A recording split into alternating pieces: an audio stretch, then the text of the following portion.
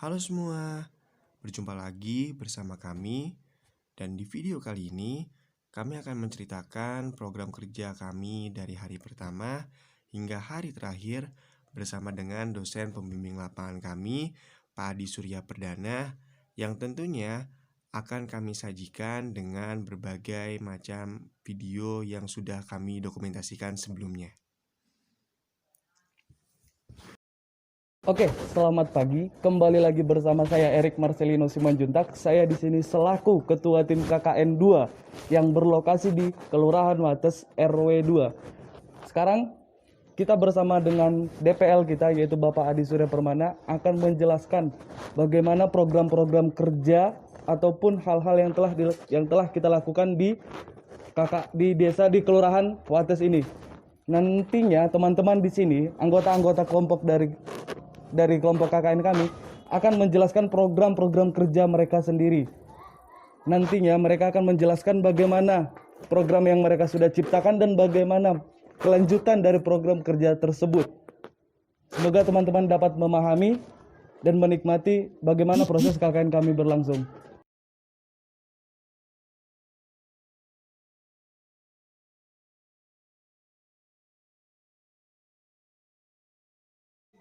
Sebelum kami memulai kegiatan, kami dipersembahkan sebuah penyambutan oleh warga desa, dan ini adalah sebuah kebanggaan karena warga desa sangat antusias untuk menerima kami di sini. Selanjutnya, kami akan memperlihatkan beberapa dokumentasi yang kami lakukan sebelum masuk ke dalam bagian yang paling vital. Ini adalah dokumentasi minggu pertama kami.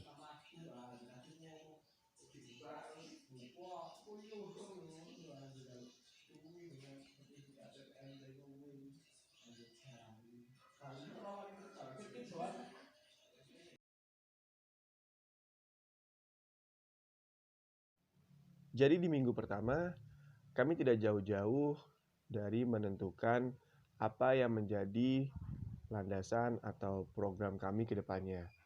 Mulai dari penyusunan administrasi, kemudian penyusunan program kerja, hingga koordinasi dengan beberapa perangkat desa, perangkat RW, dan koordinasi bersama dengan kelompok lainnya yang kebetulan di tempat kami terdiri dari 2 kelompok di sini. Lalu setelah itu di tanggal 17 Agustus 2020 kami menentukan pilihan untuk melakukan kegiatan kuliah kerja nyata di RW 02 Wates Magelang Utara.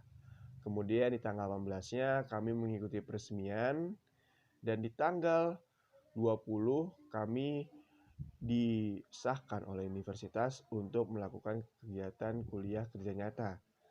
Di siangnya, tepatnya di tanggal 20 hari Senin, kami melakukan administrasi terkait dengan beberapa hal yang memang menjadi persyaratan mutlak dan persyaratan awal dari kegiatan kuliah kerja nyata kali ini. Dan di hari Rabu, tepatnya tanggal 22, kami berkesempatan untuk membantu masyarakat untuk ikut serta dalam kerja bakti yang rutin dilaksanakan setiap sebulan sekali.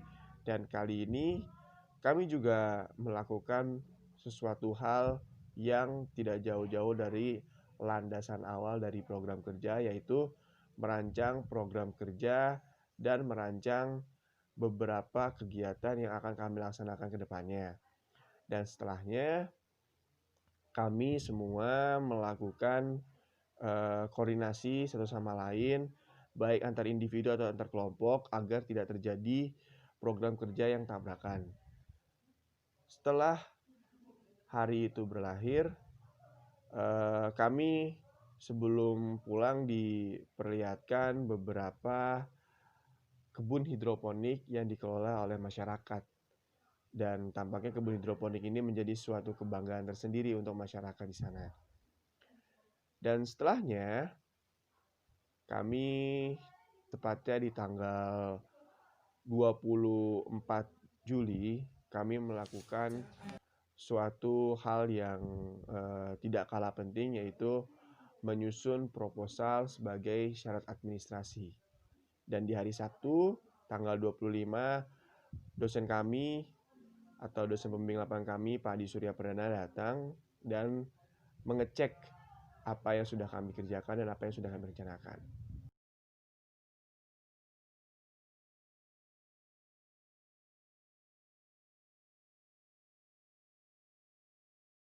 Untuk dari sisi sabunnya itu kami akan menggunakan sensor Arduino. Terus untuk yang sisi airnya mekanisme pedal. Jadi ketika pedal itu diinjak, nanti akan keluar airnya. Oke, ini kan taman kanak-kanak nih. Ya. Kira-kira anak-anak bisa nggak ya menggunakan? Itu sangat mudah Pak penggunaannya. Jadi ketika pedalnya diinjak nanti akan keluar sendiri airnya. Terus setelah air keluar itu akan tangan tinggal disodorkan ke sabun. Ke sabun nanti sabun cairnya akan keluar sendiri dan tinggal cuci tangan sesuai protokol kesehatan selama 20 detik dan kita injak kembali lagi pedalnya akan keluar airnya lagi Pak. Berarti ketinggiannya berapa ya untuk anak-anak ya? Untuk ketinggian anak-anak 50 cm Pak, cukup. Cukup ya? Cukup, kalau orang dewasa nanti 75 cm. Oke, nanti coba ditindaklanjuti harapannya untuk di pendidikan anak usia dini ini juga nanti mereka juga bisa terhindar dari COVID-19 sebagai bentuk pencegahan COVID-19. Bisa ya? Bisa. Deadline-nya kapan kira-kira? Deadline tanggal 9 Pak. Tanggal 9 ya? Ya, Oke, tanggal 9. selamat bekerja. Ya, selamat siang Pak. Jadi kami mengambil lokasi untuk proyek KKN-nya dengan target di masjid ini yang menjadi fasilitas umum pada RW 2 Wates. Ya. Jadi alat kami itu wastafel pedal otomatis. Nah, sedangkan mekanismenya itu dikerjakan oleh teknik mesin Mas Ganjar dan saya mengambil sisi swing otomatisnya menggunakan sensor yang diterapkan pada sabunnya, sehingga nanti ketika jamaah datang untuk pemanfaatan alat tersebut sama sekali tidak terdapat sentuhan. Ya, begitu Pak. Menurut Bapak bagaimana? Ini kira-kira dari jamaah itu kan akan masuk nih. Iya Pak. Ketika nanti jamaah akan masuk, untuk penempatannya itu di mana ya? Penempatan alatnya itu yang nanti akan direncanakan. Alatnya dapat diletakkan di Gimana? itu, Pak, Coba bisa ditunjukkan? jalur masuk dari para jamaah. Oke, gimana? Bisa dari sana. Berarti ini pintu masuk ya? Iya, kan jalurnya cuma dari situ saja, yang dari arah barat, sedangkan dari arah timur itu kan dari arah sini Pak. Jadinya bisa ditempatkan di sini ataupun di sana. Oke, ketika posisi penempatan, kita masuk ke penempatan pertama sebagai contoh ya. Iya Pak. Yang nanti akan digunakan sebagai contoh itu akan diletakkan di mana? Diletakkan bisa di itu Pak, sebelum pagar pembatas itu. Sebelum pagar pembatas. Iya. Oke, kenapa harus di pagar pembatas? Sehingga kan sebelum jamaah masuk bisa mensterilkan tangannya dulu. Nah, setelah masuk dapat jika sudah membersihkan tangannya bisa langsung masuk ke area masjid lewat pintu yang sebelah sini. Oke, berarti Paling dekat. ketika saya jamaah nih Iya Pak. mau ke masjid, Iya. berarti saya harus melakukan apa? Pertama jamaah datang dan sebelum jamaah masuk ke area masjid, ke pagar area masjid, itu pertama jamaah akan membersihkan tangannya dulu dengan wastafel semi otomatisnya. Untuk penggunaannya nantinya wastafel tersebut terdapat pedal, ketika diinjak akan mengeluarkan air. Nah, untuk membersihkan tangannya itu pertama kan airnya tangan dibasahi dulu. Nah, setelah sudah basah melanjutkan ke sabunnya yang diterapkan semi otomatis. Nah, sehingga tidak terdapat sentuhan sama sekali dari jamaah pada alat tersebut. Gitu. Berarti nanti di dalam dalam set alat itu coba nanti silakan pasang tata cara Oh iya, bagaimana cara menggunakan alat tersebut. petunjuk penggunaan gitu ya Pak. Untuk penggunaan sehingga saya sebagai jamaah itu bisa mengetahui cara penggunaannya bagaimana. Iya. Itu yang pertama. Dan karena ini memang jamaahnya banyak, diharapkan kepada tim KKN Iya. bisa memberikan grand design ataupun teknik pembuatan alat tersebut kepada warga setempat, Iya. baik itu masjid, takmirnya, ataupun perangkat setempat RW, sehingga perbanyakan alat bisa mereka Lakukan sendiri. Gambaran tentang bagaimana nanti kita penyuluhan untuk menghidupkan produk unggulan yang ada di RW 2 Kelurahan Wates ini. Tetapi kemarin ibu-ibu PKK-nya meminta agar kita melakukan penyuluhan sesuai dengan anjuran pemerintah, yang dimana nantinya tidak membolehkan mereka kumpul lebih dari 20 orang. Sedangkan kita pikir-pikir kalau memang untuk sosialisasi ini harus membutuhkan banyak orang karena ada praktek di dalamnya. Menurut Bapak gimana enaknya? Saran dari Bapak untuk kami mengadakan sosialisasi tersebut, Pak. Oke, dalam sosialisasi silakan nanti koordinasi dengan perangkat setempat, dan perangkat setempat itu salah satunya adalah RT, dan nanti disampaikan di masing-masing RT ada perwakilan, dan perwakilan itu yang nanti akan ikut serta dalam kegiatan penyuluhan. Di sini ada berapa RT? Di sini total dari satu kelurahan itu ada 8 RT, Pak. 8 RT. Oke. Karena memang di protokol itu ada 20 untuk maksimal, bisa tidak ya hanya mengambil per masing-masing RT 2 orang perwakilan? Mungkin bisa sih diomongin ke pengurus RT masing-masing untuk mengutus cuma 2 orang aja yang per. Ya? Ada kendala nggak Itu untuk 2 orang itu? Untuk 2 orang itu kendalanya mungkin secara teknis mereka mungkin belum bisa menangkap sepenuhnya, Pak. Soalnya kan kalau memang ini sosialisasi yang ditangkap oleh 2 orang tok dan kemudian nanti disebarkan ke warga lainnya, takutnya tidak sesuai, Pak. Apa yang Sesuai ya. Oke, maka selain penyuluhan, nanti dari tim KKN yang memang berada di Ketua Erik nanti bisa membuat tutorial videonya. Nah, tutorial videonya itu nanti bisa digunakan sebagai penyuluhan atau diseminasi penyebaran luasan informasi. Dan teknisnya gimana ya? Kalau ketika nanti akan ada acara, protokol itu gimana teknisnya? Jadi seperti ini, Pak, seperti kemarin yang dijelaskan oleh Ibu PKK-nya, nanti pada saat kita melakukan sosialisasi secara offline, nanti mereka duduknya sesuai dengan protokol yang diterapkan oleh pemerintah. Di sana nanti mereka meminimalisir sentuhan ataupun kontak dengan orang lain, di mana nantinya kita nanti langsung melakukan sosialisasi dan mereka langsung melihat kita melakukan sosialisasi dan melakukan praktik untuk pelatihan UKM-nya sendiri. Pada tanggal 31 Juli 2020, kami melakukan sebuah penyuluhan yang dimana pada penyuluhan kali ini dihadiri oleh ibu-ibu PKK beserta dengan pelaku usaha, yang tentunya pada kegiatan kali ini terdapat beberapa penyuluhan, mulai dari penyuluhan berkaitan dengan strategi marketing sosial media, kemudian dasar hukum transaksi online, hingga pembuatan produk yang dapat dipasarkan secara luas dan memberikan keuntungan cukup besar, yaitu pembuatan susu murni. Pada hari ini, kami dihadiri oleh kurang lebih sekitar 15 ibu-ibu PKK dan pelaku usaha yang mereka semua merasa bahwa kegiatan kali ini itu cukup luar biasa dan cukup sangat mengagumkan.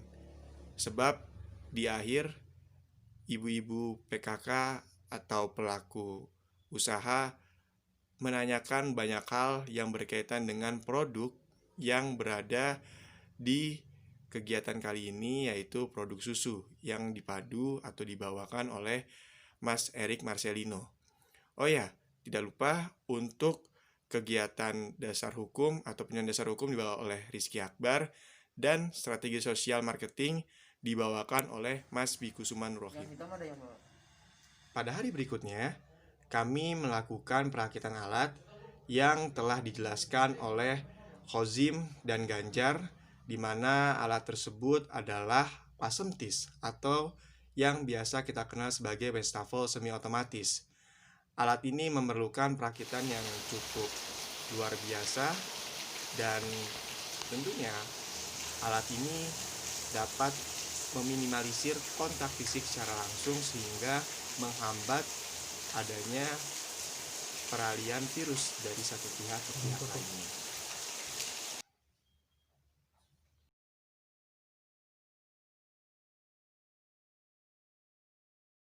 Kabarnya sehat. Sehat, alhamdulillah. Sehat ya? Semua, Pak. Iya. Oke. Ini pada hari ini saya ingin menanyakan dalam aktivitas kegiatan KKN progres pada hari terakhir kali ini, kira-kira progres dari rekan-rekan tim KKN gimana? Progresnya? Oke, seperti ini Pak. Jadi seperti yang Bapak sudah ketahui, kemarin itu di tanggal 8 Juli kita sudah di tanggal berapa itu? Tanggal 9 Juli kita udah melaksanakan kegiatan sosialisasi bersama dengan perkumpulan ibu-ibu PKK dan beberapa utusan dari warga yang mungkin bergeraknya di bidang UKM. Nah, berdasarkan tema yang kita ambil di KKN ini, kita mengambil tema pembangkitan UKM di masa pandemi. Sedangkan teman saya yang satu lagi itu tentang penyuluhan hukum lingkungan dan hukum transaksi elektronik. Pada saat kita sosialisasi tersebut, Pak, yang pertama saya memberikan penyuluhan tentang bagaimana membangkitkan usaha di masa pandemi dengan memberi ide usaha baru, peluang usaha baru, yakni pengolahan susu UHT. Nah, pada saat sosialisasi itu saya menjelaskan apa itu perbedaan susu UHT dengan susu-susu yang biasa dijual di masyarakat. Yang pada dasarnya ibu-ibu PKK di sini dan perwakilan UKM itu masih buta akan pengetahuan tentang apa itu susu UHT, bagaimana cara pengolahannya, dan mereka sebenarnya ditipu dengan banyaknya banyaknya peluang-peluang dari pesaing asing yang memberi harga yang mahal, sedangkan mereka bisa membuat jauh lebih murah dengan harga yang lebih murah dengan kualitas yang sama juga. Oke. Seberapa bedakah dari dalam aktivitas yang rekan-rekan lakukan dengan produk yang memang ada? Ini nanti akan berhubungan dengan marketing nih. Kan program kalian juga ada tuh. Marketing produk ya? Ya, marketing. Marketing produk dari aktivitas yang telah dilakukan oleh Erik. Iya, Pak. Kemudian dari tim yang memang memiliki program marketing produk, matching nggak nih dengan aktivitas ini? Oke, yang berdasarkan pertanyaan Bapak tadi, kita pas sosialisasi kemarin kita mengajak masyarakatnya untuk interaksi. Saya bertanya kepada mereka, bagaimana Bu rasanya dari bentuk rasa produk yang kita hasilkan, kemasan yang kita hasilkan dengan produk-produk yang dijual di luaran sana. Mereka malah mengatakan, ini rasanya sama kok Mas, sama seperti saya yang belikan kemarin. Terus kalau memang di produk, kalau di kemasan ya, nanti kita bisa inovasikan lagi supaya bisa memiliki daya jual yang lebih tinggi. Soalnya mereka juga pengalaman sendiri, kalau mereka membeli dengan harga 5.000 produk A contohnya, sedangkan dengan uang 5.000 mereka sudah bisa produksi lebih banyak dari yang bisa dibeli dari produk lain. Terus juga kita ada targetnya kan kemarin anak-anak sekitaran warga sini, mereka juga sangat tertarik, mereka marah mengantri untuk mendapatkan susu yang sudah kita olah. Kita buat videonya dan banyak juga warga yang interaksi, banyak yang menyayangkan. Gara-gara kemarin kita kelompoknya dana yang terbatas, kita cuma membawa 3 liter susu saja, sedangkan warganya banyak yang berharap untuk dapat dibawa pulang. Oke, berarti kan antusiasnya baik dari segi penjelasan cara pembuatan, bagaimana produk ataupun packaging dari sudut marketing nih? Nah, dari sudut marketing sendiri kan sudah ada target tadi anak-anak, dan kebanyakan dari ibu-ibu yang ingin menjual kembali produk itu masih menggunakan WhatsApp paling tinggi ya. Dan di situ saya menjelaskan sedikit mengenai Instagram dan cara pemasaran lewat Instagram dengan hashtag tertentu. Kebanyakan dari ibu yang masih menggunakan WA itu juga menjadi hambatan untuk melakukan pemasaran yang lebih luas ke wilayah luar dari RW sendiri. Oke, dari segi packaging dulu, karena ketika tadi menjelaskan ada WhatsApp, kemudian Instagram, itu kan hanya media, sarana. Pertanyaannya, packagingnya sudah menjual belum? Nah, dari yang kemarin itu kan packaging masih botol polos itu ya. Kita bisa tambah dengan beberapa stiker mungkin atau pernak-pernik yang menjual.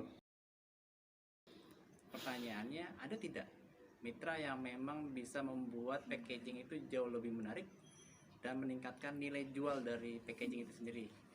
Kalau dari mitra sendiri itu kemarin sudah berbincang dengan pihak Karang Taruna, yang sudah juga dari pihak RW kemarin sebagai mediasi ke pihak si Karang Taruna sendiri. Iya, saya tambahkan lagi, Pak. Kemarin waktu kita kebetulan pas jaga malam di RW sini, saya berbincang dengan ketua RW 8 yang di sana itu kebanyakan warganya itu warga pemuda-pemuda. Mereka siap kok untuk membantu desain untuk lebih meningkatkan nilai jual produk. Bahkan kemarin Bapak RW-nya meminta untuk bukan hanya sosialisasi susu saja, tapi bisa pembuatan yogurt ataupun kefir atau produk lainnya yang dari susu lagi. Soalnya jika dilihat dari peluangnya, di sini belum ada produk rumahan yogurt ataupun susu kefir lainnya. Oke, ini dari segi produk marketing. Sekarang ini kan kita juga bisa melihat nih dari sisi hal yang lain. Di wilayah RW 2 Kelurahan Wates ini ada nggak terkait masalah hukum? Bagaimana penyuluhan hukum itu bisa dilakukan nih di wilayah setempat? Oke, jadi kita melihat yang namanya administrasi itu sendiri, Pak, yang sesuai dengan hukum dan undang-undang serta Perda Magelang sendiri, kebanyakan masyarakat itu belum mengetahuinya. Jadi kadang ada beberapa masyarakat yang memberikan sebuah nama usaha, mencantumkan nama usaha, tapi tidak didaftarkan ke dalam hakinya. Sehingga ketika ada orang yang sudah mendaftarkan ke dalam haki, ke dalam badan yang berwenang untuk melakukan hal tersebut, ada suatu sengketa nama di situ. Nah, itu salah satunya untuk strategi yang berkaitan dengan hukum soal pemasaran.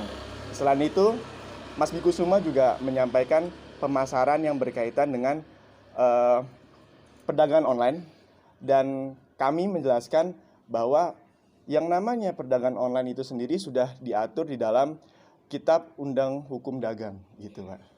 Oke, itu terkait proses hilirisasi proses transaksi dagang. Transaksi dagang, betul. Transaksi dagang. Pertanyaan saya yang mau tanyakan terkait produk yang dimiliki oleh masyarakat. Apakah ada pendampingan ke arah sana? Misalnya terkait pengajuan izin usaha, itu kan juga melekat terkait legalitas usaha. Sudut pandangnya gimana ketika melakukan proses penyuluhan kemarin? Kita mencoba untuk membandingkan sebenarnya, Pak. Membandingkan gimana rasanya kalau misalkan ada yang didaftarkan dengan ada yang tidak didaftarkan. Dari situ kan secara tidak langsung legalitasnya lebih tertera, lebih terjamin dengan yang didaftarkan ketimbang yang tidak didaftarkan. Karena secara tidak langsung yang didaftarkan itu sudah terlindungi oleh hukum itu sendiri, gitu, Pak. Oke, didaftarkannya kemana? Sudah mengarahkan belum? Kemana? Kemarin sudah. Kemarin kita nggak berbicara kepada ibu-ibu sekalian yang menjadi peserta sosialisasi kemarin. Kita berbicara kepada mereka yang paling simpelnya, Pak. Yang paling simpelnya adalah ibu-ibu bisa langsung mendaftarkan nama dagang ibu-ibu ke online shop masing-masing. Karena di online shop masing-masing yang saya ketahui sendiri memang di situ sudah dilindungi berdasarkan dengan undang-undang yang ada gitu Pak. Jadi itu yang cara paling gampang. Tapi kalau misalkan cara yang lebih lebih besar lagi ada, tapi karena kami menyesuaikan dengan apa yang ibu-ibu itu pahami, jadi kami mencoba untuk cara yang paling simpel, yaitu dengan mendaftarkan nama yang ada sesuai dengan ketentuan online shop masing-masing. Karena di situ kan udah ada polisinya masing-masing. Jadi setidaknya sesuai dengan ketentuan polisi yang ada, ibu-ibu tersebut atau para peserta sosialisasi kemarin setidaknya sudah dilindungi ketika sedang dalam melakukan penjualan. Oke, berarti memang polisian Mas itu policy ya, lebih Policy, ke ya. kebijakan. Kebijakan, benar. Oke, memang aktivitas rekan-rekan KKN di sini memang sudah sesuai dengan role-nya dan terdapat benang merah.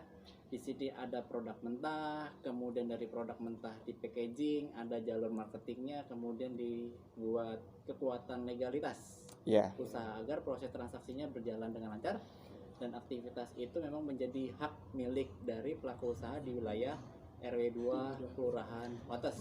Oke, terima kasih rekan-rekan semua sudah bekerja dengan baik. Ya. Tetap jaga selalu kesehatan ya, dan tetap menjadi pembaharu yang memang bisa merubah kondisi masyarakat jauh lebih baik. Oke. Amin. Terima kasih. Ya. Sama.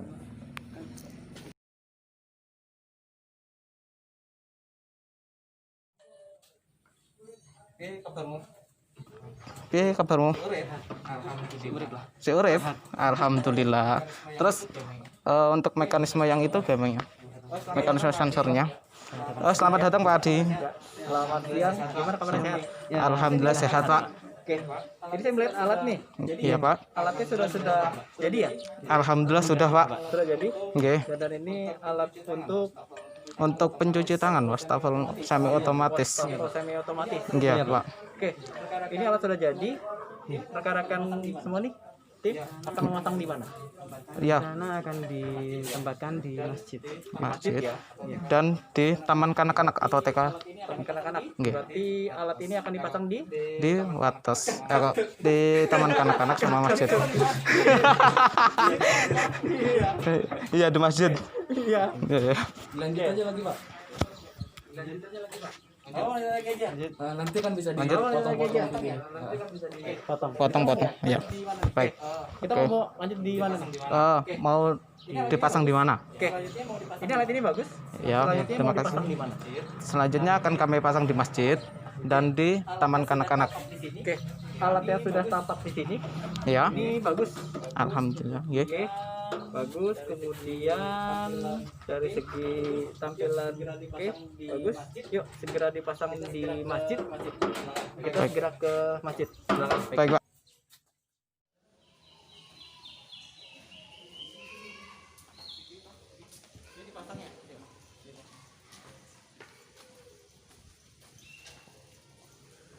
Baik, tadi kita telah sampai di masjid. Untuk pemasangannya sesuai dengan yang kita rencanakan kemarin ada di sebelah sana. Oke, silakan dipasang. Saya akan melihat proses pemasangannya. Baik, saya lanjutkan. Kami telah melakukan pemasangan pada wastafel semi otomatis ini dan siap untuk dicoba. Dicoba ya. Oke. Untuk alat ini nanti bisa diuji cobakan, dan karena ini melihat buangan air nanti bisa untuk disesuaikan buangan airnya. Silakan untuk dipraktekkan proses pemasangannya dan cara penggunaannya. Silakan. Oke. Baik, untuk cara penggunaannya seperti yang alat yang sudah ada, kami modifikasi dengan alat otomatisnya. Untuk itu kami menggunakan pedal. Pedalnya ada di sebelah kanan sini. Tinggal kita injak aja dengan keluar airnya dan sabunnya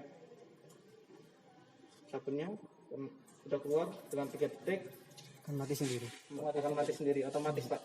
Oke, dan melakukan pencucian sesuai prosedur yang telah diberitahukan oleh pemerintah. Kita cuci kembali.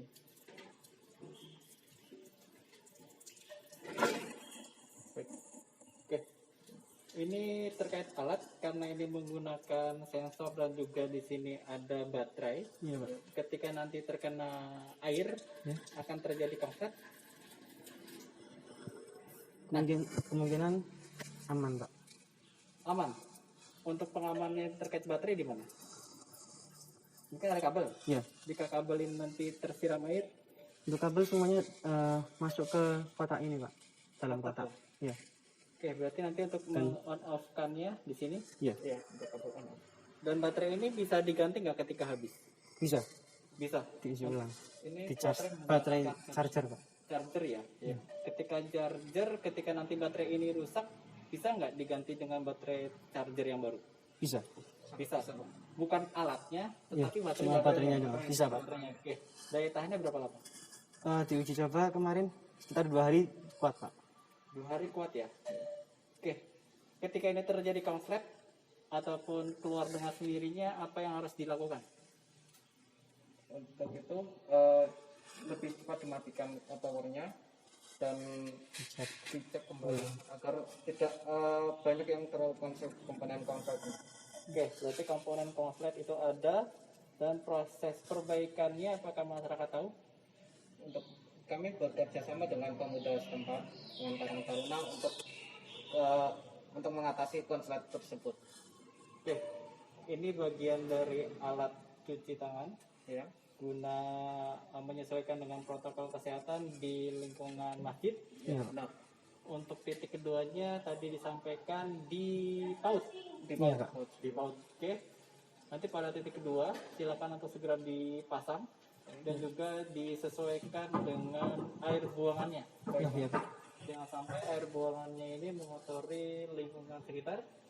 Dan harapannya dengan kegiatan yang rekan-rekan lakukan ini menjadi sumbangan yang berarti bagi masyarakat guna menghindari pandemi COVID penularan. Oke, terima kasih atas kerja kerasnya. Tetap lanjutkan kegiatan dan selamat bekerja. Ya, baik. Berikut adalah gambaran Wasemtis dari beberapa sisi yang kami sorot.